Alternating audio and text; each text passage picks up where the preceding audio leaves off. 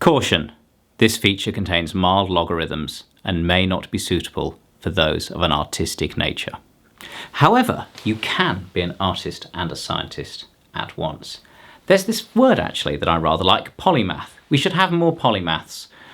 Look it up if you don't know what it means. There used to be lots of polymaths, and now polymaths appear to be an endangered species. We are too specialised. So let us despecialise, and those of you of an artistic bent, learn what a logarithm is, because it will make your gigging life a little bit better. Well, it will make a lot better, but there's just a moment of understanding to understand why logarithms matter. And the reason logarithms matter is because of nature, because we are in nature, and many things in nature behave in an exponential way, like coronavirus, the way things go up like that.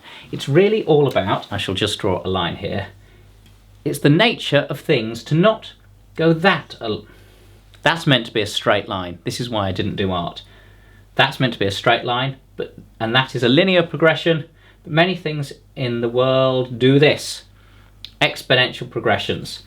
And exponential progressions cause problems with numbers, because numbers are quite hard to manage once they run exponentially, because we end up with lots and lots of digits, lots and lots of zeros, because we work in base 10, which isn't very useful for dealing with big numbers. So we have the decibel, which is actually a tenth of a bell. I think it's named after Alexander Graham Bell, inventor of telephones and involved in TV and things like that.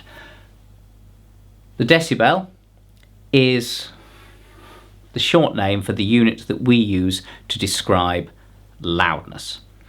And when I say loudness, it's not perceived loudness, that's actually phons, because that's the human ear is a strange and non-linear device, but the decibel is a sort of more definitive quantitative statement rather as opposed to a qualitative statement. So if you say something is so and so many decibels, that's definitive. There's no opinion required there. It just is. You can measure it with a decibel meter. So here I have a list of some things and typical decibel levels. 0, 0, 1, that's where the human ear is meant to get going, but we're talking very quiet things. Whispers at 30 decibels, that's quiet. A quiet office at maybe a bit above 50, conversation at around 60 decibels, getting up towards... So this is a realm, this conversation to heavy traffic, is a realm in which we live a lot of our life, quiet up to noisier stuff at home, maybe watching the TV, things like that. And then we get into traffic noise at sort of 85-ish, school discos and things like that. So loudish but not super loud music, maybe at 95-ish. Motorbikes are loud. Drills, obviously that's going to depend on whether you're hammering or not and what you're going into, but you can be sitting at the sort of 100 dB range. Chainsaws, now we know chainsaws loud, so chainsaw cutting into something sitting at about 105. A full-blown orchestra maxing out at about 110. And then we get into the really loud things. Hi-hats are bloody loud, we know this. People go deaf who've stood on the hi-hat side for too long. 120 decibels. Snare drums are peaking somewhere around there, but they've got more energy lower down. Their snare drums probably going louder than still. Jackhammers, so doing the road. I still occasionally see people working on the roads without ear defenders operating these things. I assume they went deaf years ago and don't realise how much it's wrecking what remains of their hearing. Up to really loud things, so loud rock bands at 130 dB. Bands are generally living in this realm. One of the guys here was talking to me about decibel meters and having to play gigs where you've got a decibel meter that's set at sort of in the 90s. I think you might have mentioned one in the 80s. That seems impossible to play a gig like that. Maybe the key is having the decibel meter far enough away from the band, because this is the number of decibels at the listening position, So jet aircraft taking off when you're 100 meters away is about 135 decibels. If you're closer, it would be louder, because sound coming from a point source diminishes with loudness according to the inverse square law. And because of the way logarithms are, if you double your distance from something, then the loudness drops by 6 decibels. Yeah, that's right. It's hard to remember all of this sometimes, so if I've got it wrong, do correct me, because so much of this is off the top of my head, other than these things I've just written down here and just worked out here. So, decibels are logarithmic. What that means is each time you're going up by 10, normally, so with a linear scale, an increase from 90 to 100 is the same as an increase from 100 to 110. It's 10, yeah? So that's the same increase. You add 10, get there. But actually, with a logarithmic scale like this, an increase from 90 to 100 is tenfold. So 10 times as much power is involved. And from 100 to 110, 10 times again. So to go from 90 to 110, you're increasing not by 20, but 100-fold. So that's tenfold. That jump there is 100-fold. That jump there is 1,000-fold. So they're really big leaps. And this is quite neatly illustrated when we come to this thing called sensitivity.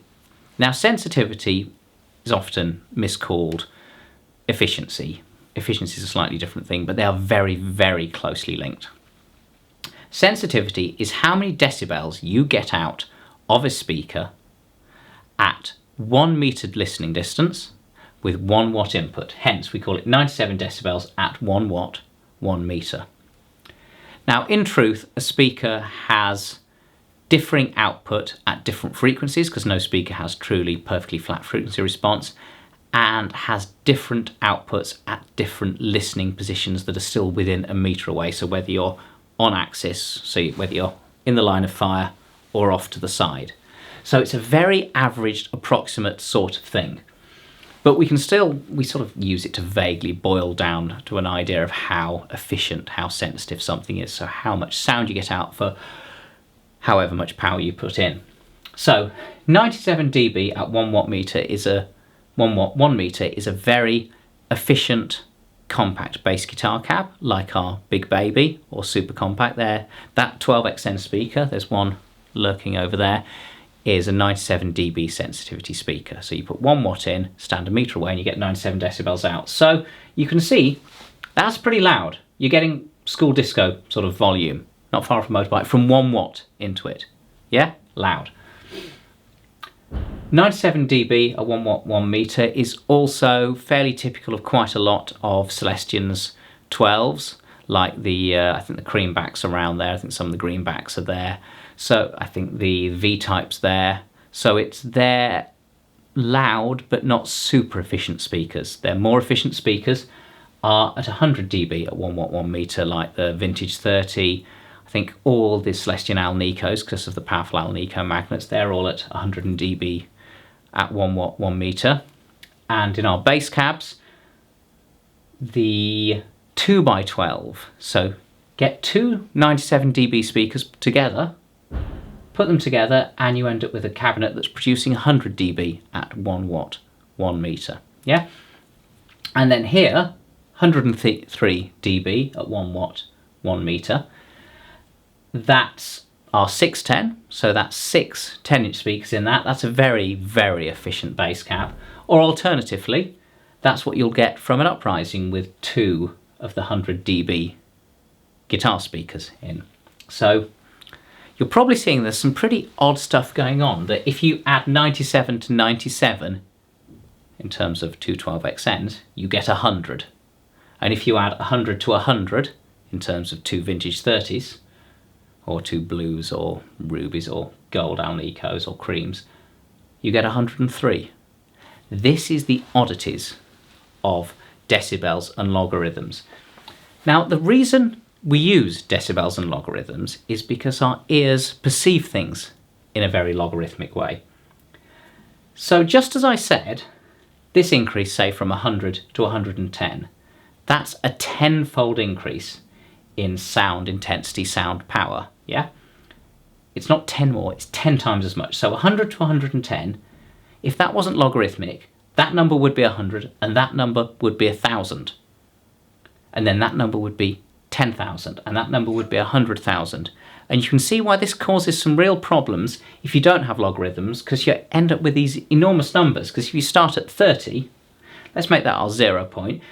Let's call that, well, if we start at 0, actually, you'd end up with 0 dB, and then you'd have 10 dB, then you'd have 100 dB, and then by the time you're at 30, you'd be at 1000 dB. The equivalent of 40 is 10,000, the equivalent of 50 is 100,000, the equivalent of 60 is 1,000,000, and you see the numbers get really out of control, so this is why we have these logarithms. But although 100 to 110 is 10 times as much, it only sounds twice as loud. So you'd expect it to be 100 to 200 to be twice loud, but it's not. We're working this decibel, so it's a tenth of a bell, this logarithmic scale that's been sort of adjusted to be manageable. But it requires 10 times as much power to get from 100 to 110, but you only have twice the perceived loudness. Weird, isn't it? Really weird. You'll see that this is why obsessing over power doesn't make a lot of sense. It feels right, but then once you start digging into the maths, you realise that your intuitive feelings and understanding of all this is being kind of taken apart by the fact our ears are doing the opposite of what we feel they should be doing. So take a speaker that's 97 dB, 1 watt, 1 metre, you put a watt into it, you get 97 decibels out. Logical. Put 4 watts into it, you get 103. So you've gone up quite a bit. Let's put 20 watts into it, you get 110 decibels out. Let's get some real power now. 200 watts, now we're getting more into powerful realms, certainly for guitar, not so much for bass, but 200 watts into it, you get 120 decibels out. So we're getting up, we're up at a loud hi-hat situation, so we're certainly coping in a band, no problem, 200 watts into that. But the thing is, 200 watts is only getting us to sound twice as loud as 20 watts did, because from 110 to 120 is 10 times the sound power, but only twice the perceived loudness. And it continues for all of these, with its 100 dB sensitivity or 103, that you need to keep multiplying the power massively to actually get these big increases in perceived loudness. So yeah, this is the oddness of the decibel and the oddness of human hearing. And I will need to be very clear with this, that we are talking about measured decibels.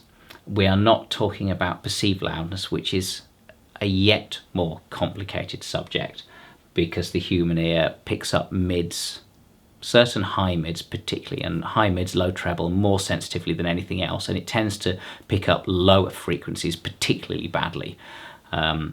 There's a graph related to this called the Fletcher-Munson graph, and that explains a lot of things, but that is definitely for another video. So yeah, I just wanted to touch on this. I know I've been talking for 13 minutes on this, unlucky for you, but it's the sort of thing where I feel if I try and go too deep into this, there's just going to be a whole swathe of confusion and we'll just get stuck. So I'm going to put it out to you. This is the start of this trying to understand decibels and logarithms and loudness. And logarithm is a really annoying word to pronounce. So that's where I'm going to stop for today. I'm Alex from Barefaced, and I'm not scared of logarithms at last. I used to be, but join me in the fearless world where art and music meet science and engineering, because we can do both. I'm proof.